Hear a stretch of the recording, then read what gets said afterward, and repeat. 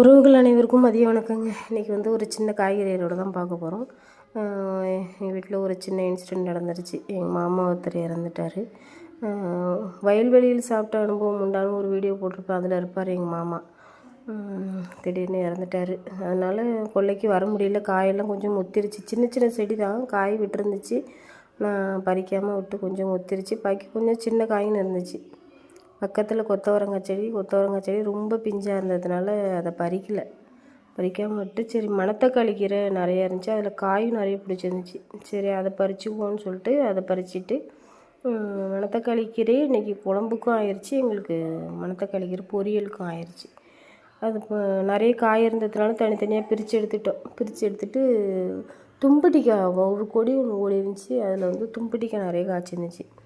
அந்த தும்பட்டிக்காய் பறித்து வத்தல் போடுவோம். அது என்னென்னா ஒரு 2 நாள் வராததுனால கொஞ்சம் பழம்லாம் பழுத்துருச்சு, 1 2 பழுத்துருச்சு. இருந்தாலும் பரவாயில்ல, வெட்டி போட்டால் நல்லாயிருக்குன்னு சொல்லிட்டு பறிச்சிட்டோம்.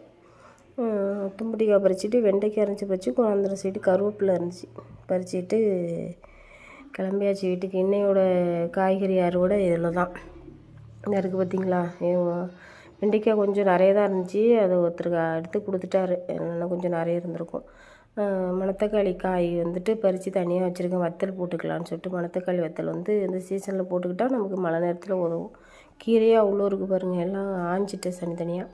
இது தும்பட்டிக்காய் தான், தும்பட்டிக்காய் இந்த வத்தல் போட்டு மோரில் ஊற வச்சு வத்தல் போட்டோன்னா சூப்பராக இருக்கும். தொட்டு நம்ம சாதத்துக்கு, மோர் சாதத்துக்கு, இல்லை குழம்பு சாதத்துக்கு எல்லாமே சாப்பிட்டாலும் செம்ம சூப்பராக இருக்கும். யாரெல்லாம் உங்களுக்கு தும்பட்டிக்காய் தெரியும் அப்படின்னு சொல்லிட்டு கமெண்ட் பண்ணுங்கள். தும்பட்டிக்காய் வத்தல் நான் சாப்பிட்ருக்கேன் அப்படின்னா கமெண்ட் பண்ணுங்கள். அறுவடை பிடிச்சிருந்தா லைக் பண்ணுங்கள், சப்ஸ்கிரைப் பண்ணுங்கள். தேங்க்யூ ஃபார் வாட்சிங்.